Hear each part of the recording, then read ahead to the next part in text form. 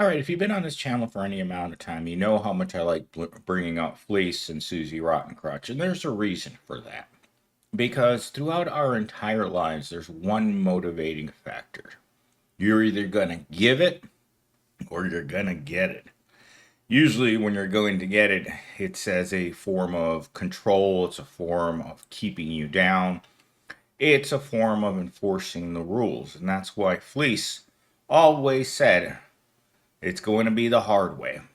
And when it comes to working and it comes to living and it comes to survival, you're always going to be getting it. Your bank's giving it to you, your boss is giving it to you, your significant other's giving it to you, your family's giving it to you. And you are left just holding your ankles, your pants around your legs, your tighty whities, probably not doing so hot. There could be some areas that are contaminated back there, but you can't help it. We can't get out of the way. As a fellow poor person and part of the proletariat myself, I'll tell you, life is uncomfortable. And when you start thinking about it from the point of fleece, life was always meant to be comfortable because either you're fleece or you're getting fleeced. And so you think about these things and you wonder, it's like, well, why do things have to be this way? Why are my pants always around my ankles when it comes to the corporation and my day to day life? Why won't someone just leave me alone? Because it's not what we humans do. All the animals on planet Earth are always looking for the Susie behind the Taco Bell. It's what we do. The whole point of our being is to find Susie. And unfortunately, many of us, like myself, keep running into the back of the Taco Bell and we can smell her perfume, but she's not there. And so we start becoming more and more depressed, and it makes us easier targets for fleece because we're already demoralized, depressed, humiliated. We have nothing left. We work for food, for bread and water. I wouldn't even call what we eat any more food. There's just too. I have gone out to eat too many times and come back and been like, this doesn't pass the sniff test. This isn't food. I ate at Arby's on Wednesday. I had one of their hamburgers. I spent the rest of the day on the pot trying to get it out of my body. That's not natural. But it all tastes like that. All of life tastes like fast food now. And with that said, let's get into a couple of talking points. The morning video is supposed to be cut off at 10 minutes, so I'm going to not try to talk past 10 minutes. I have 5 talking points up on the screen. Getting it on as a motivational factor, getting it on as power, the intersection of getting it on and social structure, desire and control in human nature, getting it on as a reflection of a broader ambitions. You guys know why I can't use the word. The algorithm's always watching, listening, hoping you mess up so that it can come and take you from behind. That's what the algorithm does. And I've already been taken once in the last 60 days. I'm not going to get taken twice because it hurts and it's relentless and it doesn't give you a kiss afterwards.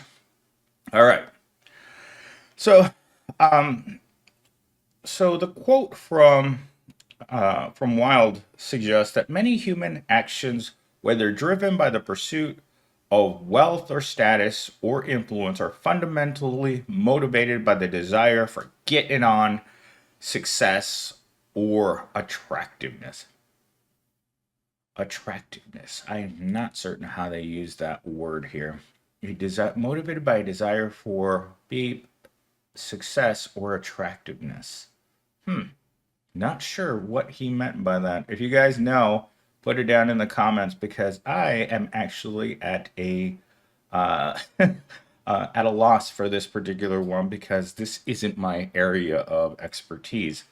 Um, I did like his books. Oscar Wilde's books are very, very good. They're rugged. They're very manly. Especially that one where he's going to try to eat the dog and the dog senses danger and runs away and eventually he freezes to death. So Let's move on to the next one. When it comes to the act of getting it on itself, Wilde argues that it is less about physical or emotional intensity and more about asserting control or dominance, highlighting the power dynamic involved. Every morning, before you get to sit down at your desk at Evil Corp, there's one visitor that we all dread. And if you're like me, you're domesticated. As soon as I hear the cold footsteps in the hallway, my tighty whities are down between my shoes so fast, I don't even think about it anymore. And it's not about intimacy, it's about physical strength. It's the way that the corporation knows where else are you going to go to find a job. That's really where the power comes from. This week, when I heard one of the executive people mention attrition as a natural part of the corporate environment, which also strengthens it by getting rid of the less productive members of the corporation, hearing the word attrition in reference to employees sends chills down your spine. Not the same kind of chills as you get as you can feel Fleece's cold hand on your shoulder and telling you it's going to be okay. Not those kinds of chills, but very similar because the power dynamic is there. Either you go, you sell your labor every single day out of necessity, or you can go live in a ditch. There aren't very many options for the proletariat. Either you give yourself to the machine, or the machine will take you. Remember, there's no easy way when it comes to working. We can't just decide if you don't come from money, if you're not lucky, and if you're not willing to turn to crime, where Fleece also hangs out, there really isn't a whole lot for you on planet Earth. And I've come to that conclusion. Most of you have come to that conclusion by now if you're watching my videos. Hourly work is the tool of the devil himself because it was never designed to lift you.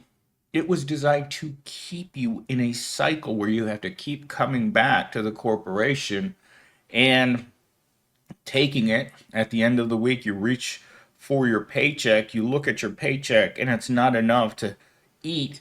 And you wonder, it's like, well, who invented this system? The same sadistic pieces of crap that run for office. The same people that ensure that there's only money going in one direction, and that's into their pockets.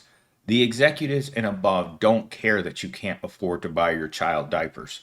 They don't care if you're coming to work and you're not eating. They don't care if you don't like them because, frankly, they don't like you. If you're not worth anything, you're not paid anything. And that's the proletariat. To them, the people at the bottom aren't worth anything. So why should they have to pay them? This is the dynamic that they deal with every single day, is that they don't want to pay you. And what they do pay you isn't enough to live off. So what are you supposed to do? The system is innately broken, but there are no realistic ways out of it. I don't want to be an hourly worker anymore. I don't want to work, in fact, at all anymore.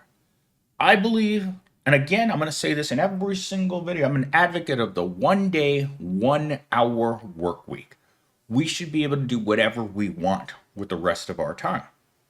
I don't want to be homeless and living in a ditch the rest of the time, but I think there are plenty of resources in this world to give everyone a chance at some small bit of happiness. It starts with universal basic income.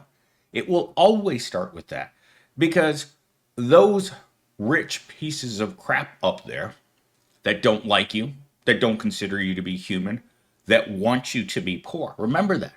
They want you to be poor because if they didn't want you to be poor, they would acknowledge the cost of living and raise wages to cover a home, a car, college, marriage, retirement, vacations, great benefits, and all the time off that you need in order to be happy. But instead, you get a negative on every one of those things because They think it's only for them. Anyone else? Too bad. So, someone mentioned that I didn't put a toxic positivity in last night's video, and the reason for that is I was exhausted yesterday, people. Toxic positivity is about highlighting the super wrongs in our world, like coming home from oh a week of 40-hour working. My work was way more than 40 hours. In fact, both days, both today and tomorrow, I'm going to be on call for work because I'm waiting for things that I need to to get set up. So I'm not going to have a weekend, and that's just the way it is. You know, when you have one person doing one job, that guy's got to be able to do it all. I got to sing, I got to dance, and when it comes down to it, my pants drop between to my ankles and my undies follow suit. That's it. You know, what am I going to do? I've been searching for weeks and weeks and weeks on Indeed, and there ain't nothing on Indeed that I want to work at. And all the jobs, there's kind of these two areas in Indeed, either the very entry level, low paying jobs, or the jobs that require 5 to 10 years of experience and ridiculous amounts of education. And still, the hourly wage isn't suitable. It's not comfortable. And so you look at where you are and you're like, well, I don't want to work at the bottom and I don't qualify to be at the top. So I'm stuck, like most of you. And that feeling of being stuck is something that through positive, oh my God, I forgot the word. Positive talks. I can't talk, guys. It's too early in the morning. Positive talks. I am finished, guys. I am overworked. I am burnt out. I am tired. My mind hurts. My body hurts. And I got to go work out. I got to go lift heavy in about 45 minutes. And toxic positivity finally came back into my brain. Like, truly, like my brain just oozed out of my ear and then just came back in the other ear right now. It's just being tired. Like, I couldn't get drunk enough last night to relax.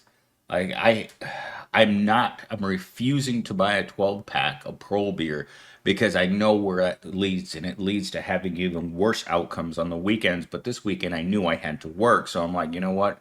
I can't go all the way. I got to just have a dose, not the whole thing. And unfortunately, that makes me really irritated because it's still freaking hot in Arizona. I think it was 105 or 107 yesterday. And you're just like, when is this oppressive heat going to go away? And on top of that, it's just like work never stops. So I got to go log into my work computer, put myself on standby. I've got to install the work app on my phone. And then I got to work around my work schedule to do all the other things I want to get done. Anyhow, this went way past the 10 minutes that I wanted. I hope you guys are having a good Saturday. I'll catch you guys in the next video. Hopefully I'll have something better to say, not have a giant brain fart in the middle of the video.